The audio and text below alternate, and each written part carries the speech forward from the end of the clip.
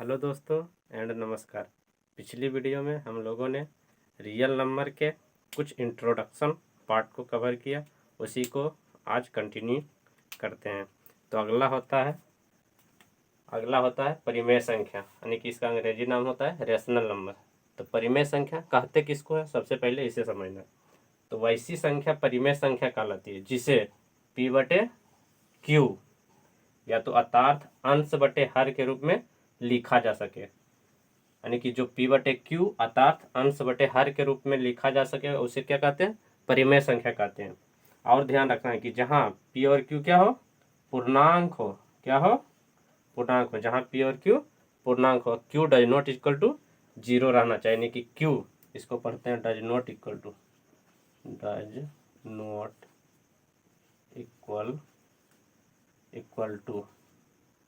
यानी does not equal to zero रहना चाहिए, यानी कि क्यू बराबर जीरो नहीं होना चाहिए। ऐसे यानी कि इसे क्या से क्यू से सूचित किया जाता है, इसे क्यू से सूचित किया जाता है, इसीलिए क्यू इक्वल टू लिख सकते हैं पी बटे क्यू, जहाँ पी और क्यू पूर्णांक हो। इसका कुछ एग्जाम्पल देख लेते हैं।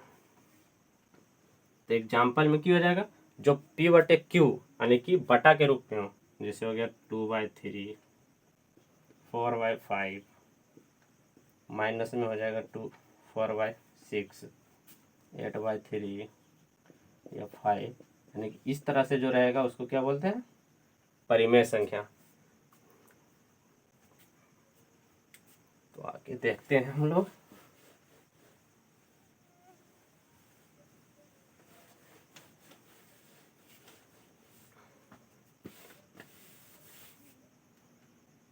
तो इसका जो होता है सम फैक्ट ऑफ रेशनल नंबर, यानी कि रेशनल नंबर के सम फैक्ट के बारे में देखेंगे, कुछ गुण होता है इसका, उसी के बारे में समझेंगे। तो पहला होता है किसी भी परिमेय संख्या के हर को सदा धनात्मक माना जाता है, सदा धनात्मक माना जाता है। यानी कि जो किसी भी परिमेय संख्या, यानी कि कोई भी परिमेय संख्या होता है, उसका जो हर होता है उसे क्या मानते हैं, हमेशा धनात्मक मानते हैं, यानी कि पॉजिटिव लेते हैं। जैसे एग्जाम्पल में हो जाएगा 4/3, तो हम कभी भी इसको निगेटिव नहीं ले सकते, अगर निगेटिव रहेगा तो ऊपर में रहेगा, ठीक है। यानी कि इसको इस तरह से हम लोग नहीं लिख सकते हैं, यानी कि रॉन्ग हो जाएगा। अगर माइनस रहेगा तो ऊपर रहेगा, यानी कि अंश में कभी भी नहीं होता है, अंश धनात्मक होता है, क्या होता है, धनात्मक होता है, ठीक है। और दूसरा होता है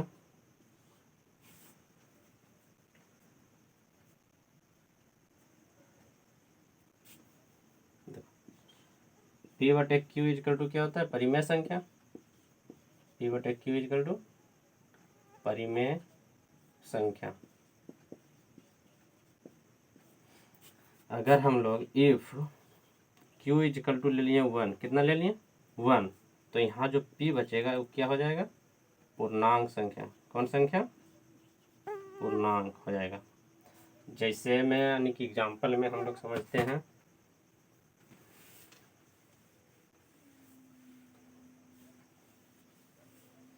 तो देखो इसका एग्जाम्पल क्या हो जाएगा,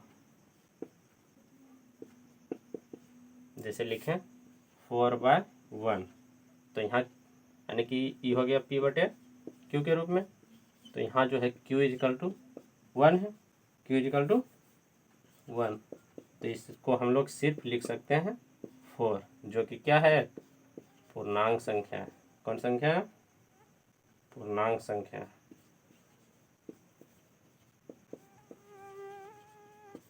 तो हमेशा ध्यान देना कि अगर 4 कोई भी संख्या अगर p बटे क्यू के रूप में लिखा हुआ है, अगर वो q इजकल टू कितना हो 1 हो तो उस संख्या को हम लोग पूर्णांक संख्या भी बोल सकते हैं। तो तीसरा फैक्ट होता है धनात्मक तथा ऋणात्मक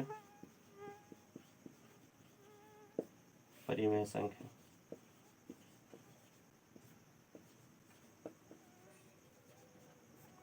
धनात्मक तथा ऋणात्मक परिमेय संख्या। अगर बोलेगा धनात्मक परिमेय संख्या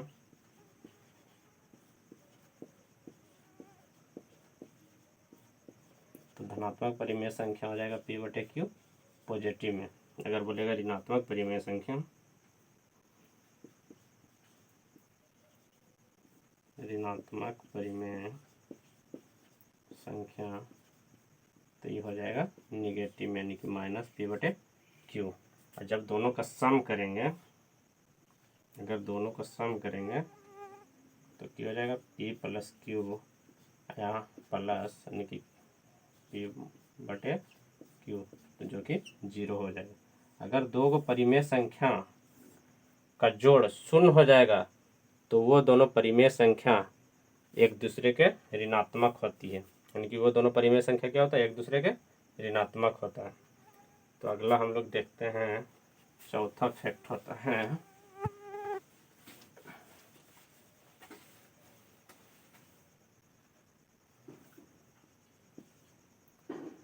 परिमेय संख्या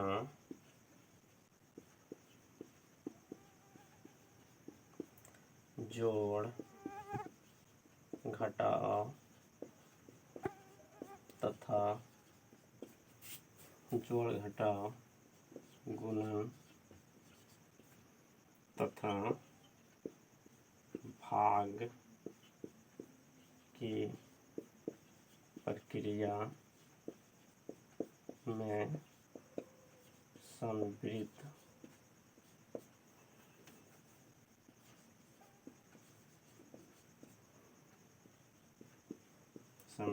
होती है।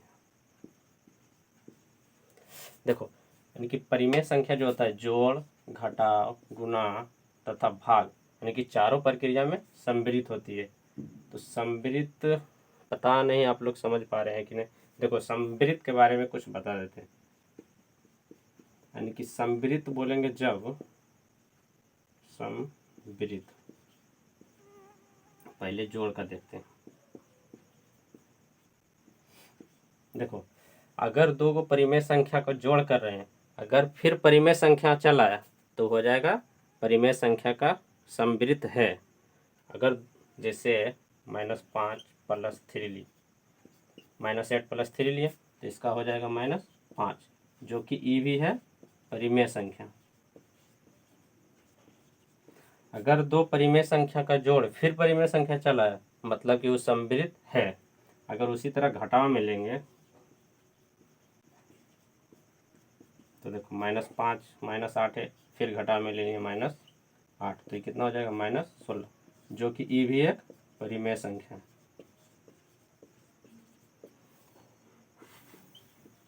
अगर गुणा में लेंगे तो गुणा में भी अगर हम लोग लेंगे तो ये परिमेय संख्या।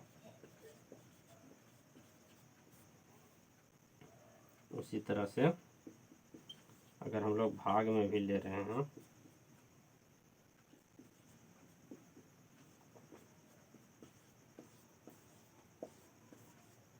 जो कि है परिमेय संख्या। देखो सम्मिलित तब बोलेंगे अगर किसी दो परिमेय संख्या का जोड़ फिर परिमेय संख्या चलाया मतलब कि वो जोड़ में सम्मिलित है। उसी तरह दो परिमेय संख्या का घटाव अगर फिर परिमेय संख्या चलाया मतलब कि वो परिमेय संख्या में सम्मिलित है। अगर दो परिमेय संख्या का गुणन फिर परिमेय संख्या चलाया मतलब कि वो परिमेय संख्या के गुणन में सम्मिलित है। अगर उसी तरह से अगर भागा दो परिमेय संख्या का डिवीजन अगर फिर परिमेय संख्या चलाए तो मतलब कि वो भाग में भी सम्मिलित है। तो ये जो होता है चारों चीज में सम्मिलित होता है। ये हम लोगों ने पिछली कक्षा यानी कि क्लास 8 में पढ़ते हैं सम्मिलित संख्या के बारे में। तो आगे हम लोग देखते हैं।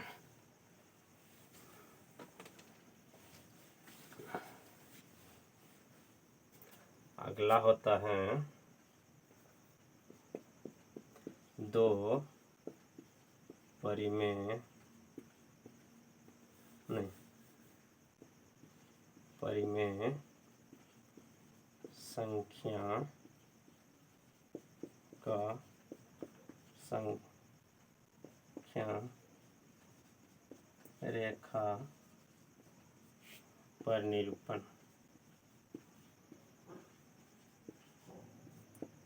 देखो परिमेय संख्या को क्या कर रहे हैं, संख्या रेखा पर निरूपण कर रहे हैं। तो संख्या रेखा सबसे पहले ले लेंगे, इसका कहीं मिडिल पॉइंट पर क्या ले लेते हैं, शून्य ले लेते हैं, ये ले लिया शून्य। इसके राइट साइड यानी कि इधर राइट साइड क्या होता है पॉजिटिव और लेफ्ट साइड निगेटिव होता है, तो इधर ले लिए यानी कि निगेटिव यानी कि इधर हो जाएगा -1 -2, इस साइड हो जाएगा पॉजिटिव 1 2। तो देखो हम लोग जान रहे हैं कि परिमेय संख्या जो होता है P/Q के रूप में होता है, यानी कि बटा के रूप में हो सकता है। तो यानी कि यहाँ हो गया 1, यहाँ हो गया 2। हम लोग जान रहे हैं कि 0 और -1 के बीच निम्नलिखित संख्या हो सकती है, जैसे हो गया -1/2 -1/3, यानी कि इन दोनों के बीच अनलिमिटेड परिमेय संख्या ज्ञात कर सकते हैं। यानी कि इस साइड होता है पॉजिटिव, इस साइड होता है नेगेटिव। उसी तरह 0 और 1 के बीच अनलिमिटेड परिमेय संख्या होती है, 1 से 2 के बीच यानी कि अनगिनत परिमेय संख्या होती है, यानी कि बहुत सारा परिमेय संख्या होता है। तो इसको याद रखना, इधर हो जाएगा निगेटिव, इधर हो जाएगा पॉजिटिव, इसका बीच में हो सकता है 1/2, इधर हो सकता है 3/2। तो ये हो गया संख्या रेखा पर निरूपण परिमेय संख्या। अब हम लोग परिमेय संख्या यानी कि दो परिमेय संख्या के बीच परिमेय संख्या ज्ञात करते हैं।